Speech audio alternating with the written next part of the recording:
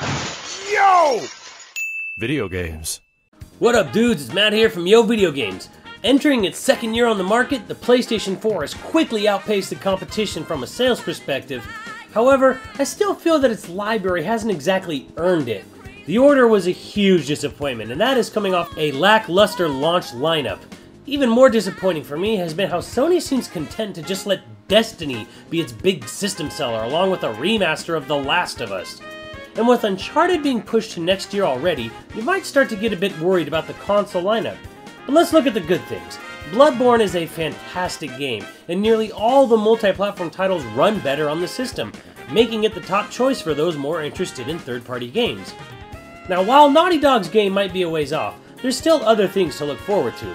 Sony themselves seem pretty confident in this holiday season for the system, and much like the rest of the system's library, it's the smaller indie games that show the most promise. At the PlayStation event and Gamescom last year, we got a pretty awesome look at a lot of big-name titles that look really cool. No Man's Sky has been the game on everyone's lips, and even Sony themselves has started treating it like a first-party title. You've also got some interesting other first-party offerings like The Tomorrow Children, Drawn to Death, and Until Dawn. Of course, it goes without saying that there is also Rime, the game I am most looking forward to coming out this year. Let's not forget that there's also a cool-looking, bigger title such as Wild from Michael Ansel. Put this all together and you got a system with a lot of diversity as well as exclusives. So what do I actually think Sony will show? That's a tough one for me, as I do think Sony could easily rest on its already announced but unreleased titles, and probably do just fine. There will be no Vita talk, so don't even bother looking for it.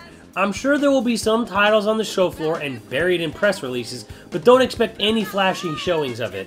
If Sony really wants to blow E3 out of the water, they need to make a big announcement. And no, I don't mean a new God of War or Gran Turismo.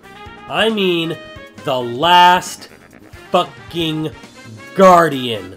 I know we go through this bullshit every year of just wait till the next show, they'll show it off next time. Let's be fucking real here.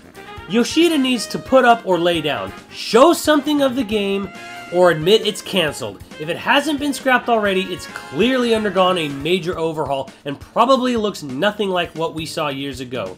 The name still has weight and hype behind it after all this dicking around, and Sony could really use this as a nice big fuck you to Microsoft and whatever they announce at the show.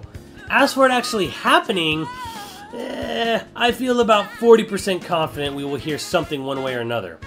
The problem with being on top means you feel like and often can get away with anything, even blowing off the hardcore fanbase.